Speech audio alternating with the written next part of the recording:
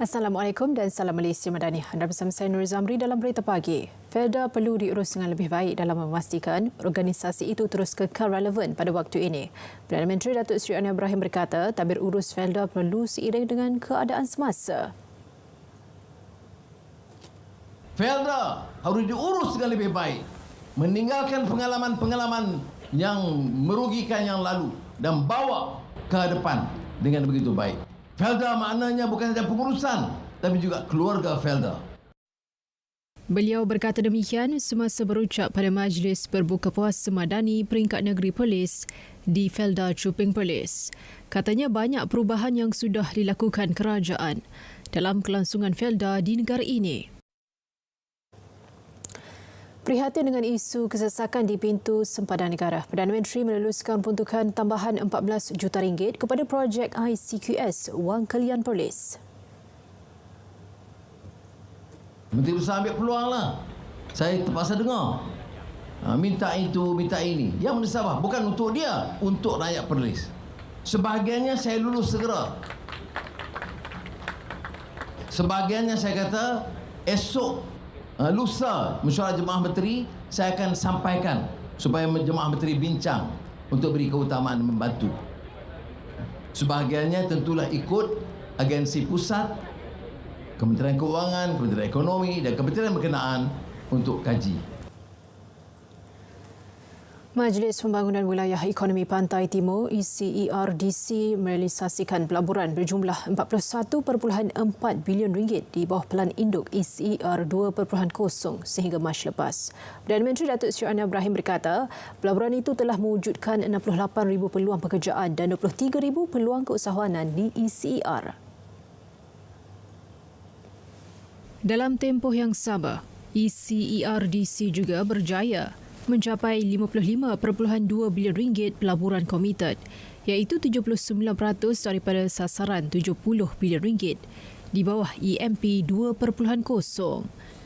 Beliau sebelum itu mempengerusikan mesyuarat ECERDC bilangan 1 tahun 2024 dihadiri menteri-menteri besar yang menganggotai majlis itu.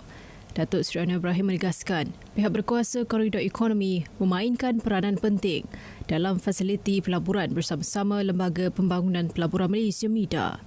Beliau berkata, tata kelola perancangan dan keberhasilan projek melalui pihak berkuasa koridor turut perlu diperhalusi kementerian berkaitan sebelum diluluskan. Penjahat awam yang akan menerima bantuan khas kewangan BKK Aidilfitri dan penerima sumbangan tunai rahmah STR diingatkan agar tidak terpedaya dengan sindiket penipuan dalam talian. Menteri Komunikasi Fahmi Fadil berkata beliau tidak mahu pihak tidak bertanggungjawab mengambil kesempatan atas perkara itu. Kalau kita terima mesej daripada orang yang kononnya kawan kita, cek dulu.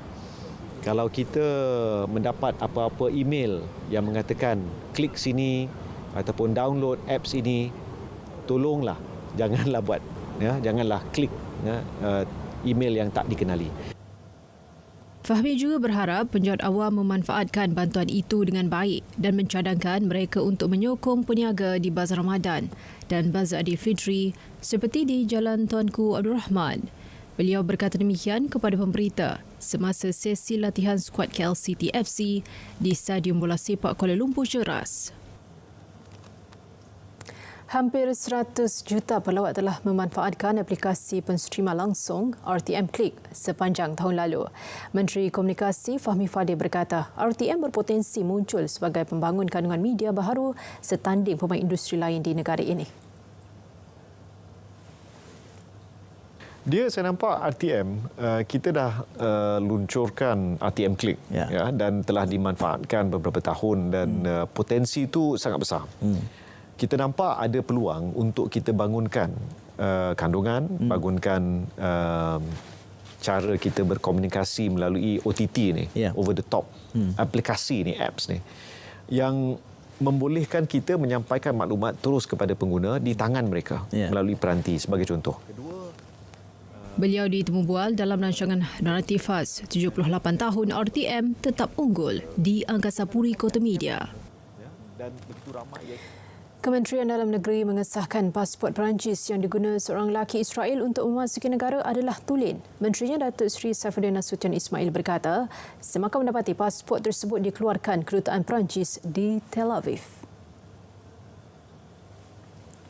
Dari sudut sistem immigration kita dan atau immigration, kalau dokumen perjalanan itu sah dan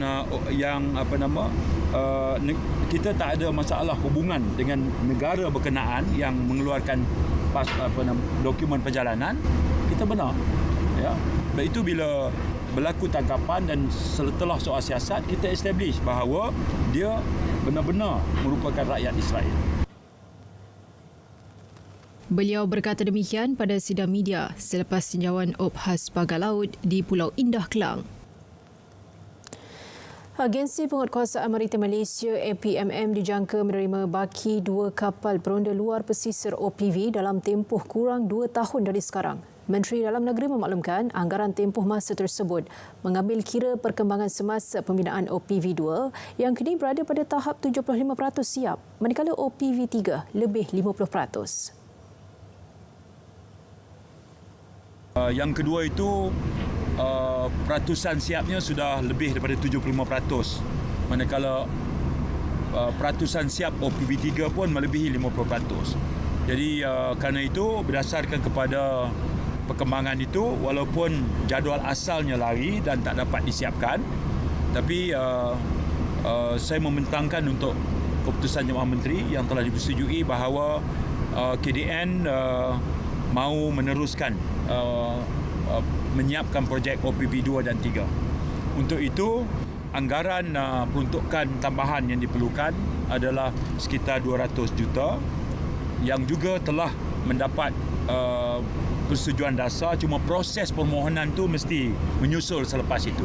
Dari segi kertas dasarnya diterima. Diterima untuk KDN memohon.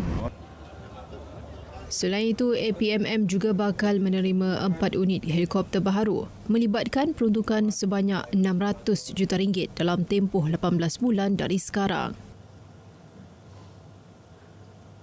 Mengulas mengenai Op Pagar Laut, Datuk Seri Saifuddin berkata, setakat ini sebanyak 63 tangkapan telah dibuat melibatkan jumlah rampasan bernilai 5 juta ringgit sejak operasi itu dilancarkan pada 12 Mac lepas. Ada 4 fasa. Fasa pengumpulan maklumat, maklumat intelligence, penyusunan strategi, itu dah selesai. Fasa kedua adalah fasa pra-perayaan. Sekarang kita di fasa pra-perayaan sekarang. Diikuti nanti fasa ketiga iaitu fasa sepanjang masa perayaan. Dan akhirnya fasa keempat, post perayaan. Tapi jenis kesalahan itu penyeludupan, dia boleh jadi menyeludup barang perlu kita, barang keperluan kita yang sebenarnya kegunaan dalam negara, tapi diseludup keluar, ya, minyak masak ke gas ke, ataupun kontraban, dia bawa masuk rokok tanpa cukai masuk ke dalam pasaran tempatan, ya, ataupun dia boleh jadi kegiatan illegal fishing yang merupakan kehilangan hasil. Kementerian Pendidikan KPM akan membuat pengumuman berhubung pengambilan guru baharu dalam masa terdekat. Menteri Pendidikan Fahinah Siddiq berkata, ia merupakan usaha dan komitmen berterusan kementerian untuk menampung isu kekurangan guru dalam negara.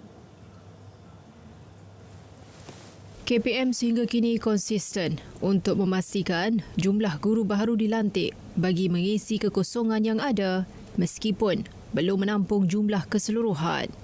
Pihaknya juga akan mengambil kira isu-isu unjuran bersama Sekolah Berasrama Penuh SPP supaya ia dapat unjurannya lebih tepat dan pengisian itu dapat berlaku dengan segera.